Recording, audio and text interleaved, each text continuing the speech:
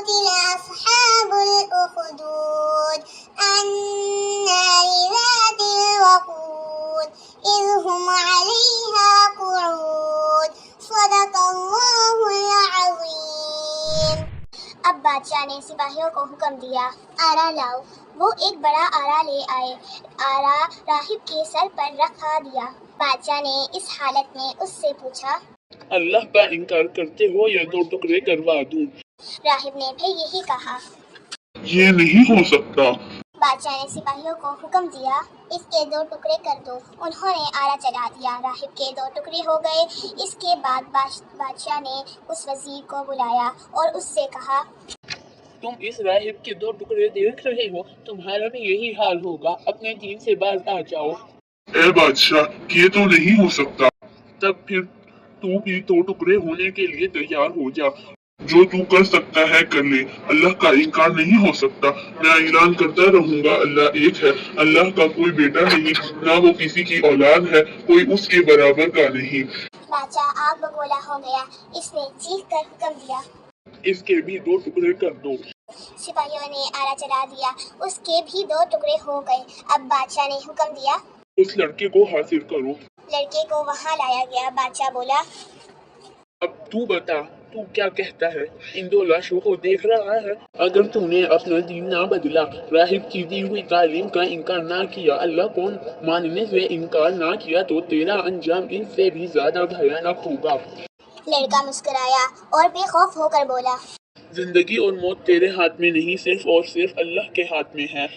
لڑکے نے جواب دیا، ابھی پتہ چل جائے گا کس کے ہاتھ میں ہے۔ پکڑ لو اسے اور پہاڑ کی چوٹی پر لے جاؤ۔ چوٹی پر کھڑا کر کے اس سے پوچھو، اگر یہ اللہ کا انکار کر دے تو ٹھیک، ورنہ اسے پہاڑ سے نیچے گرا دینا۔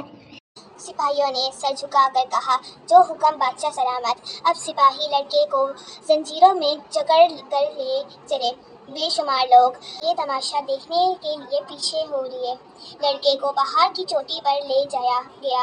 وہاں پہنچ کر زنجیریں کھول دی گئیں۔ پوچھا گیا، اب بھی وقت ہے، اپنے دین کا انکار کر دے۔ لڑکے نے پرسکون آواز میں جواب دیا، میں اپنے دین سے نہیں پھروں گا، تم سے جو ہوتا ہے کر گزرو۔ ساتھ ہی لڑکے نے اللہ تعالیٰ سے ان الفاظ میں دعا کی، الہی مجھے ان کے شر سے بچا جیسے تو بچانا چاہے۔ اس کا ان الفاظ میں دعا کرنا تھا کہ پہاڑ ہلنے لگا اور اس قدر زور سے ہلا کہ بادشاہ کے سپاہیوں کے پاؤں اکھڑ گئے۔ وہ گرے اور نیچے گرتے چلے گئے۔ لڑکے کے پاس کوئی ایک بھی نہ ٹھہر سکا۔ پیچھے آنے والے لوگوں نے اس منظر کو حیرت بھری نظروں سے دیکھا۔ لڑکا پہاڑ سے اترا اور بادشاہ کی طرف چل پڑا۔ جلد ہی وہ دربار تک پہنچ گیا۔ بادشاہ اسے دیکھ کر بہت زور سے اچھلا، مارے حیرت کے اس کو کا برا حال ہو گیا۔ یہ کیا؟ تم یہاں کیسے پہنچ گئے؟ وہ سپاہی کہاں ہیں جو تمہیں لے گئے تھے؟ یہ سب اللہ کی مہربانی ہے، اس نے مجھے بچا لیا اور انہیں پہاڑ سے نیچے دھکیل دیا۔ یہ کیسے ہو سکتا ہے؟ بادشاہ نے حیران ہو کر کہا۔ بادشاہ نے لوگوں سے اس واقعہ کی تصدیق کی۔ انہوں نے ساری بات بتا دی۔ بادشاہ غصے میں آ گیا۔ اس نے گرجدار آواز میں کہا، اس لڑکے کو پکڑ لو، ایک کشتی پر بٹھا کر دریا کے پاس لے جاؤ۔ جب دریا کے بیچ میں پہنچو تو اس سے پوچھو، اگر یہ دین سے پھر جائے تو ٹھیک، ورنہ اسے پانی میں پھینک دینا۔ سپاہیوں نے اسے پکڑ لیا اور دریا کی طرف لے چلے۔ دریا کے کنارے پہنچ کر اسے ایک بڑی کشتی میں سوار کیا گیا۔ بادشاہ کے سپاہی بھی کشتی میں بیٹھ گئے اور چپو چلانے شروع کیے، یہاں تک کہ کشتی دریا کے بیچ میں پہنچ گئی۔ اب سپاہیوں نے اس سے کہا، لڑکے، اگر جان بچانا چاہتا ہے تو اپنے دین سے اب بھی باز آ جا، ورنہ ہم تجھے دریا میں گرا دیں گے اور تو ڈوب کر مر جائے گا۔ لڑکا مسکرایا اور بولا، یہ نہیں ہو سکتا، تم سے جو ہوتا ہے کر گزرو۔ پھر اس نے اللہ تعالیٰ سے دعا کی، اے اللہ مجھے ان کے شر سے بچا جس طرح تو چاہے۔ اس کا یہ دعا کرنا تھا کہ کشتی الٹ گئی۔ تمام سپاہی دریا میں ڈوب گئے اور لڑکا محفوظ رہا۔ وہ نہ ڈوبا۔ پانی کی لہروں نے اسے دریا کے کنارے پر پہنچا دیا۔ اب تو لوگوں کی حیرت کا کوئی ٹھکانہ نہ رہا۔ لڑکا پھر بادشاہ کی طرف چل دیا۔ وہ بادشاہ کے دربار میں داخل ہوا تو مارے حیرت اور غصے کے اس کا برا حال ہو گیا۔ وہ پکار اٹھا، یہ کیا؟ تو پھر لوٹ آیا اور میرے سپاہی کہاں مارے گئے؟ ہاں، وہ دریا میں ڈوب گئے، مجھے میرے اللہ نے بچا لیا۔ بادشاہ سکتے میں آ گیا۔ اسے کچھ سمجھ نہیں آ رہا تھا کہ اس لڑکے کو کس طرح ہلاک کرے۔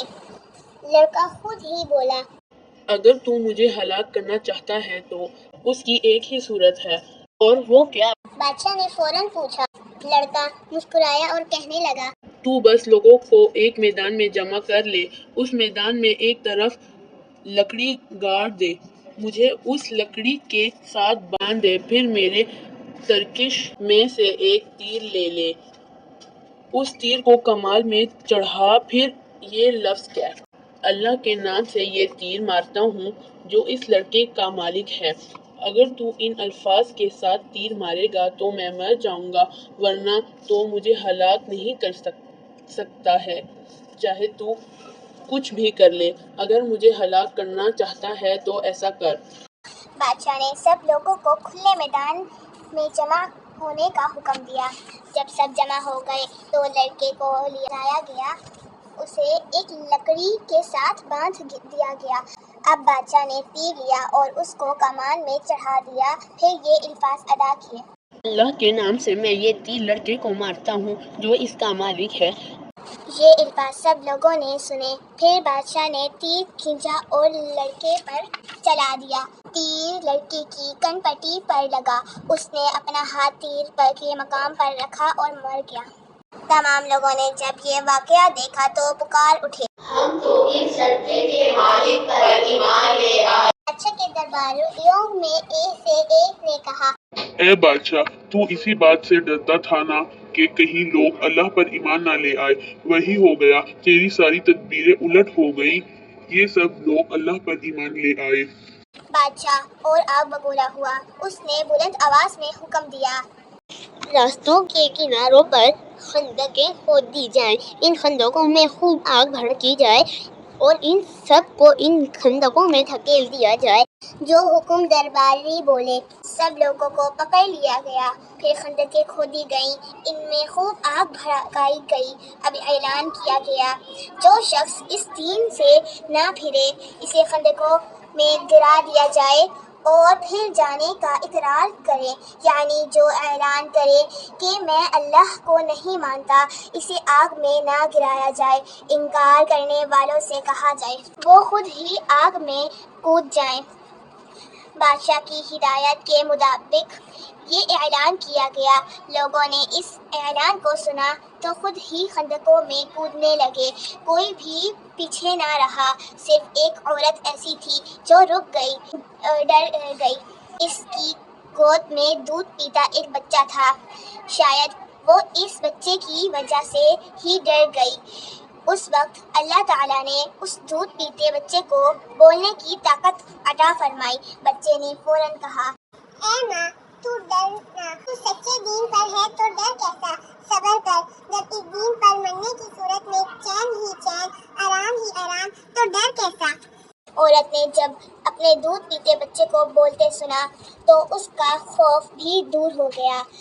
اس نے بچے سمیت آگ میں چھلانگ لگا دی۔ تمام کے تمام لوگ آگ کی خندقوں میں کود گئے، کوئی ایک بھی نہ بچا جو دین سے پھر گیا ہو۔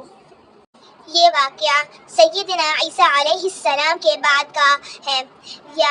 یاد رہے کہ آدم علیہ السلام سے لے کر آخری نبی حضرت محمد صلی اللہ علیہ وآلہ وسلم تک تمام نبی اسلام ہی کی تعلیم دیتے آئے تھے، اس لیے یہ تمام لوگ مسلمان تھے۔ یہ بعد کے عیسائیوں کی طرح عیسیٰ علیہ السلام کو اللہ کا بیٹا نہیں بلکہ اللہ کا رسول ہی مانتے تھے۔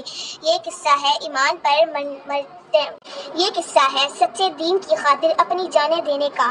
اس سے یہ بھی معلوم ہو گیا کہ ایمان جان سے بھی زیادہ قیمتی شے ہے، ایسی قیمتی ہے کہ جس پر سب کچھ قربان کیا جا سکتا ہے۔ یہ واقعہ حدیث کی بڑی کتاب صحیح مسلم میں بیان کیا گیا ہے اور رسول اکرم صلی اللہ علیہ وآلہ وسلم سے منسوب ہے۔ حدیث میں راوی بیان کرتے ہیں کہ اللہ کے رسول صلی اللہ علیہ وآلہ وسلم نے سورۃ البروج میں اصحاب الاخدود کے نام سے یہ واقعہ بیان کیا ہے۔